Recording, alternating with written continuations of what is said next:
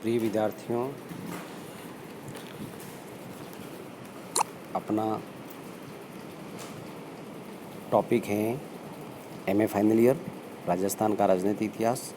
Topic है राजस्थान की महत्वपूर्ण शिलालेख। जब हम राजस्थान के महत्वपूर्ण शिलालेखों के बारे में जानकारी प्राप्त करते हैं तो हमें कुछ महत्वपूर्ण जानकारियाँ मिलती हैं जो इस प्रकार हैं। ऐसा माना जाता है कि राजस्थान में शिलालेखों का एक लंबा इतिहास है। शिलालेख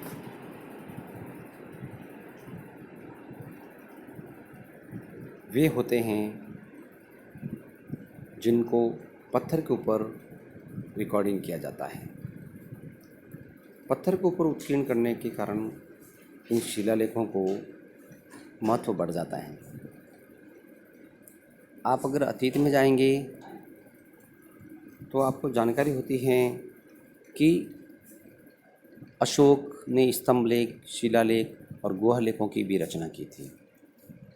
अगर हम साधारण सी भाषा में समझना चाहें तो हम समझ सकते हैं कि शिलालेख वे तत्व हैं इतिहास जानने के स्रोत के रूप में जिनके द्वारा हम किसी भी क्षेत्र की स्थानीय जानकारी प्राप्त कर सकते हैं। शिलालेख क्या है, इसके बारे में हमें जानकारी होनी जरूरी है। अब हम जानकारी प्राप्त करते हैं शिलालेख है क्या। शिला का मतलब पत्थर, लेख यानी लिखा हुआ।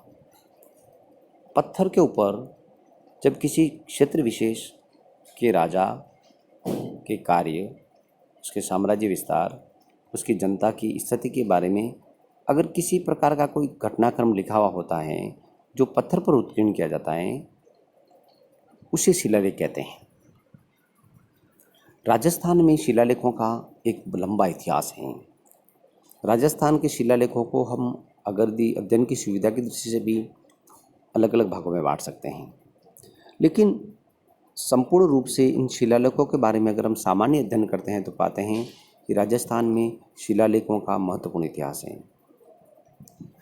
महाराणा कुंभा के शासनकाल में महत्वपूर्ण शिलालेखों का निर्माण करवाया गया। महाराणा कुंभा एक स्थापत्य कला का भी संरक्षक था। उसके समय में शिल्पी मंडन ने भी कुछ शिलालेखों का निर्माण किया था। उसी प्रकार से राजसमंद में जो राज प्रशस्ति हैं उस पर राजसमंद का राजनीतिक और सामाजिक और सांस्कृतिक इतिहास वर्णित किया गया है। इस प्रकार हमें जानकारी होती है कि शिलालेख, राजस्थान के जो शिलालेख हैं वे इतिहास जानने के महत्वपूर्ण स्रोत हैं।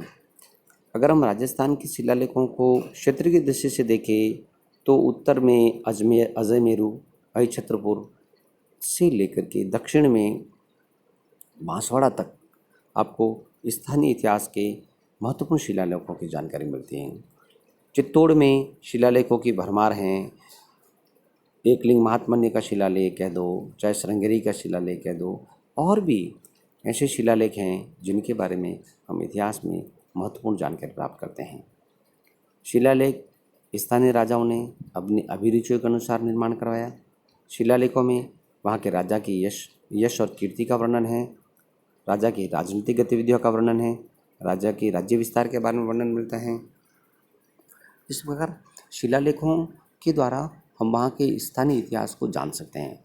अब विषय ये आता है कि शिलालेखों के द्वारा हम जब स्थानीय इतिहास की जानकारी प्राप्त करते हैं या किसी राजा विशेष की राजनीतिक उपलब्धियों की बात करते हैं तो शिलालेख कितने उपयोगी होते हैं। ये शिलालेख निश्चित रूप से विभिन्न भाषाओं में और लिपि में उत्कीर्ण होते हैं और इनके द्वारा हम वहाँ के राजा की अभिरुचियों का जानकारी प्राप्त कर सकते हैं।